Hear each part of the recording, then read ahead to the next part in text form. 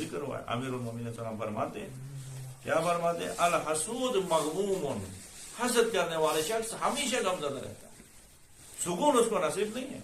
یا الحسود لا خلۃ لہ, حسد کرنے والے شخص کے دوست ہی نہیں ہوتے, وہ تنہائی, ہمیشہ تنہائی میں رہتا ہے.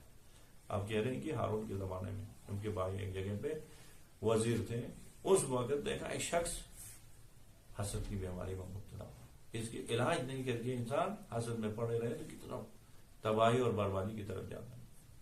اب اس حالت میں علاج کرنے کے بجائے اس نے کیا کیا؟ انتقام لینے کی سوچا. حسد میں مبتلا تھا اپنے ہمسائے کے. ہمسایہ بہت مالدار شخص تھا اور بہت باایمان شخص, دیندار شخص تھا. اب اس کے اوپر انہوں نے حسد کیا. حسد میں جلتے ہوئے کیا کیا؟ اس کے ساتھ انتقام لینے کی کوشش کی. حسد کی وجہ سے اس سے اس نعمت کو چھیننے کی کوشش کی, نہیں ہوا تو اس نے جا کے ایک غلام کو خریدا کیا. غلام کو خرید کے اس کی بہت اچھی طریقے سے تربیت کیا. کہا کہ جو چاہیے میں آپ کو دوں گا. دنیا میں کوئی اسی طرح غلام کے ساتھ برخورد نہیں کرتا, اس طرح ان کے ساتھ برخورد. غلام مکمل اس کے اعتماد میں آیا. ایک عرصے کے بعد کہا میں نے آپ کو خرید کے لایا ایک مقصد کی خاطر, ایک ہدف کی خاطر, اس ہدف کو پورا کر. اس نے کہا آقا ہے آپ جو حکم کرے میں تعمیل کرنے کے لیے تیار ہوں. کہا کہ دیکھیے میں نے آج تک کسی کو نہیں بتایا, اندر سے اس حسد کی بیماری نے مجھے کھایا ہے. یہ ہمسائے کے ساتھ میں حسد کی بیماری میں پڑا ہوں. اب میں چاہتا ہوں کہ اس کو ذلیل اور رسوا کروں, معاشرے میں اس کو رسوا کروں. غلام نے کہا حکم دے دو, میں جا کے اس کو قتل کروں گا. کہا نہیں, اگر آپ قتل کرو گے تو اب حکومت سے بندے آ کے مجھے پکڑیں گے, ہمسائے میں ہوں, کچھ محسوس کریں گے, پکڑ جاؤں گا, میں پریشان, اس طرح نہیں چاہتا ہوں. تو کیا کروں؟ کہا کہ آپ باقاعدہ چاقو لے کے مجھے لے جائیں ان کی چھت کے اوپر, ادھر مجھے ذبح کریں, ذبح کر کے نکل جائے اور حکومت کو پتہ چلے تو پھر اس کو قتل کے الزام پہ لے جائیں گے اور جیل میں ڈال دیں گے اور مجھے سکون مل جائے. انہوں نے کہا یہ کیسی بات کرتے ہو, یہ ممکن ہی نہیں, آپ نے مجھے اتنا نوازا ہے, آپ کا میں غلام ہوں, یہ نہیں کر سکتا. کہا کہ مجھے اس طرح زندہ رکھو گے تو مجھے اس سے بھی زیادہ تکلیف ہے, حسد کی وجہ سے میں جل رہا ہوں, اسی لیے مجھے یہ کام کرنے کو مجبور کر. پھر انہوں نے آ کر میں مجبور لے کے گئے چھت پہ, اس کو ذبح کیا. ذبح کر کے آ کے سوئے تو پتہ چلا کہ چھت کے اوپر کوئی مرا. اب اس مالک کو جو بہت نیک تھا, مالدار تھا, اس کو پکڑ کے لے گئے. پوچھ گچھ کے بعد پتہ چلا نہیں.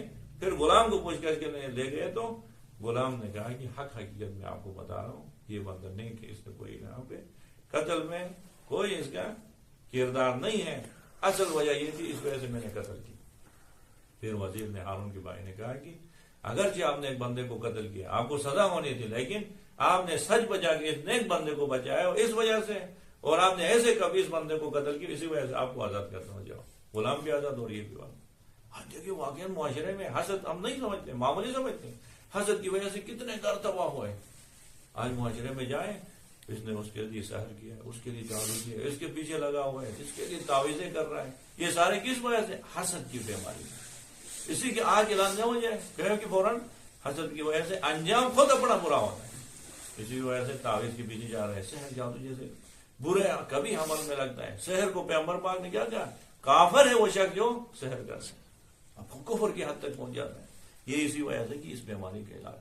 اسی لیے دیکھیں حضرت یوسف علیہ السلام کے بھائی ہیں, نبی زادے ہیں, لیکن حسد کی بیماری میں پڑ گئے. اسی وقت کہتے ہیں کہ یار یہ بھی ہمارا بھائی ہے, تو یہ ختم ہو جاتا تھا سلسلہ. نہیں کیا کہ حسد کو عملی جامہ پہنانے کے لیے باقاعدہ آپس میں اکٹھے ہو کے میٹنگ کر. اذ قالوا لیوسف اخوه احب الى ابینا منا ونحن عصبة ان ابانا لفی ضلال مبین. دیکھیں حسد کی آفات دیکھیں.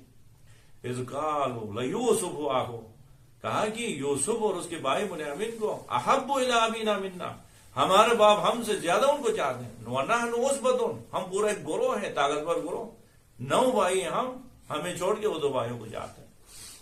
ان ابانا لفی ضلال مبین. حسد کی وجہ سے کیا کہہ رہے ہیں؟ اپنے بابا کو, زمانے کے نبی کو کہہ رہے تو کھلم کھلا گمراہی میں. اقتلوا یوسف او اذروا ارضا یخل لکم وجہ ابیکم وتکونوا من بعدہ قوما صالحین. باقاعدہ کیا کہہ رہے ہیں؟ اقتلوا یوسف, بھائی کو قتل کرو. اور وجہ کیا بیان کر رہے ہیں؟ اقتلوا یوسف او اذروا ارضا یخل لکم وجہ ابیکم, تاکہ بابا کے لیے کیا ہو, محبت ہماری طرف پڑ جائے, سازگار ہو، پھر ہماری طرف بھی توجہ دے گا۔ اس حسد میں پڑیں گے باپ ان کی طرف توجہ دے رہے، اس نعمت کو چھیننا چاہتے ہیں کہ نہیں بھائی کو قتل۔ اب بھائی کو صرف قتل نہیں کیا، حسد کی وجہ سے کتنے سارے گناہ میں مبتلا ہو۔